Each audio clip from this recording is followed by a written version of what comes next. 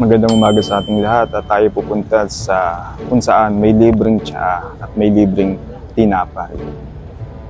Yung mga kasama natin, nagdadaldalan na naman, walang katapusang daldalan. Diyan sa may wagang bintanang yan, diyan tumatagos ang libreng tsaa at libreng tinapay.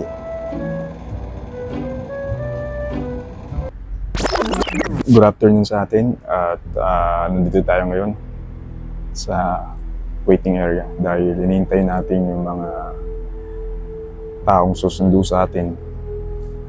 Mag-vlog na lang tayo habang sila hinihintay. Pag-usapan natin yung mga nangyayari ngayon sa ating bansa, Pilipinas at sa buong mundo. At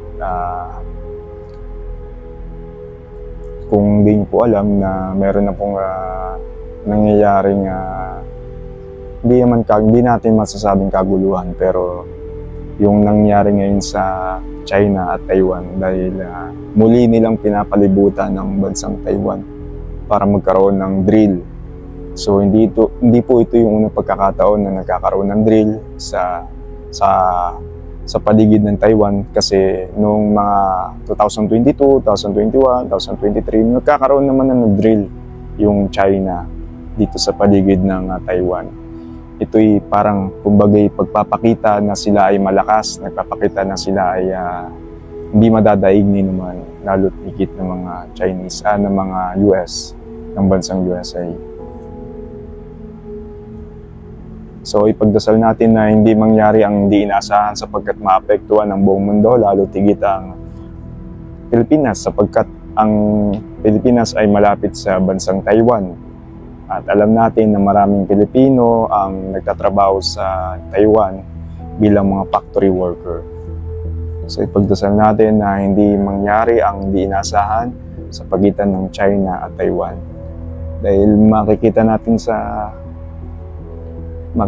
sa balita, sa social media, ay patuloy na nagdidrill ang China sa paligid ng Taiwan. Nagpapadala ng Air Force, ng mga barkong pangdigma. Nagdidrill sila, nagpapa-try sila na mag-missile sa paligid ng Taiwan. Yun yung dalangin natin na hindi mangyari ang hindi inaasahan sapagkat ito ay magdudulot ng hindi maganda sa buong mundo. Kaya ipagdasal din natin yung mga OFW dyan sa Taiwan na manatiling kalmado, manatiling magdasal upang hindi matuloy ang mga bagay na hindi dapat mangyari dyan sa Taiwan at dyan sa China. So alam natin na kapag ginera, binomba ng China ang Taiwan, tutulong ang US, tutulong ang Korea, tutulong ang Japan. At sa panig ng Taiwan, siyempre hindi din naman pababayaan ng Russia, North Korea ang China.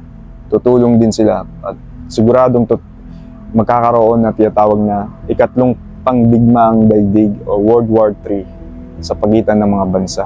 So wag nating asahan na mangyari yon sapagkat iyon ay may matinding kaakibat na consequence kapag nagkaroon muli ng digmaan sa panahon natin ngayon. Nandiyan ang tagutom, nandiyan ang kahirapan. So lahat maapektuhan kapag nagkaroon na digmaan. So ipanalangin natin sa Panginoon na hindi mangyari ang hindi dapat mangyari upang magkaroon lang ng kapayapaan sa ating mundo. Peace and love lamang ang ating maranasan.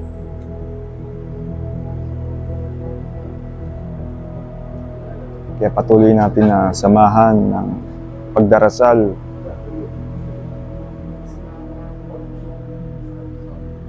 upang hindi mangyari yung digmaan sa pagitan ng China, Taiwan at hindi madamay ang mga iba't ibang bansa sa Asia. Muli mula dito sa Middle East, nagsabi sa inyo mga OFW na mag-ingat po tayo, lagi tayong magdasal at humingi ng gabay sa Panginoon upang tayo ay maging safe dito sa ibang bansa, dito sa kung saan man tayong bansa naroon. Mga Pilipino dyan sa Europe, dito sa Middle East, dyan sa Australia, Canada. Ayan.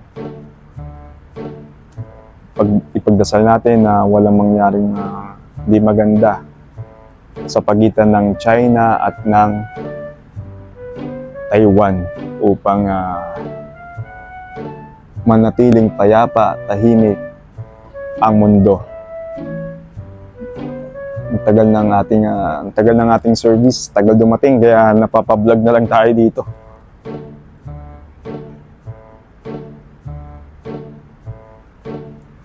Ayan guys, hintayin natin na yun lang. Salamat kaayo. Mag-ingat tayong lahat. At guys, huwag mong kakalimutan na mag-subscribe at mag-like, mag-comment sa ating YouTube channel dahil inabot na natin ang 1,000 subscriber. So inahabol na lang natin yung working hours. Sana panoorin nyo ang mga videos natin upang sa ganun tayo ay mamoni. At yung pera na malilikom natin dyan, ibabalik natin sa mga subscriber natin bilang pakonsuelo at pasasalamat sa inyo mga subscriber. Maraming masalamat muli at huwag niyong kakalimutan i-subscribe ang Ikwento Mo channel. Maraming salamat at God bless.